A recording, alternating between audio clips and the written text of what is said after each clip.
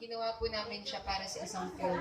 So yung film na yun, it's about a girl who met someone online who happened to be a girl din. So, akala niya lalaki yung kausap niya online, pero in real life, babae yun. So, sa madaling salita, lesbian yung babae. And then, nung nagkakilala sila, doon niya nalaman lahat na kalokohan lang pala yung ginagawa niya.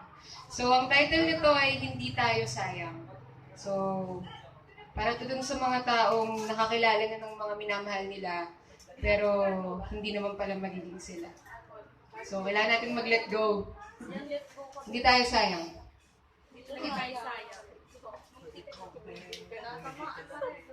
Bakit? Sana.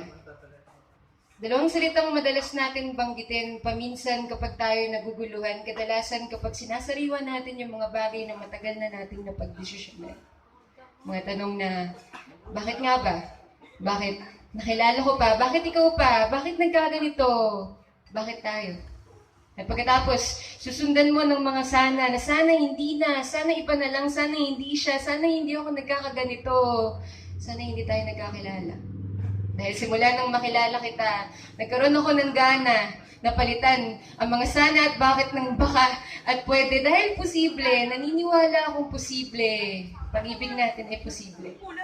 Na meron palang taong ganito, na meron palang magmamahal sa akin kahit minumura, tinataboy ko ang mundo, na meron palang taong makikinig sa akin kahit naririndi ng lupa't langit sa boses ko, na meron palang taong kagaya mo na makikilala ko.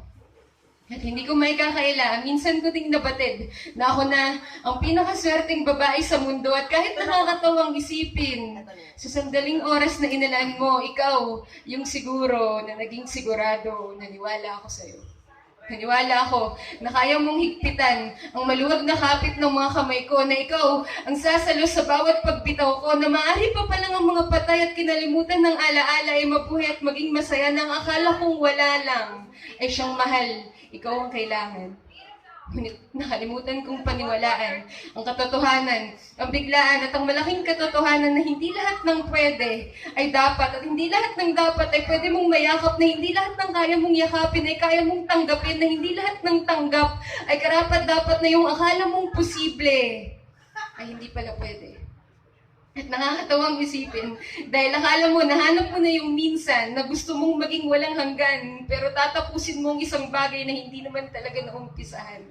Tutuldukan ang pahin ng wala pang mga letra, babalik sa mga sana at bakit, sa galit, sa sakit, at makakarik ng kung ano-anong panghusga, pipilitin ng sariling kalimutan mo na, pero hindi yun basta-basta. Dahil naniwala ako sa isang bagay na nagkatotoo. Nahulog ako at may sumalo, pareho kaming talo. Nagmahal lang naman ako. Minahal niya lang naman din ako.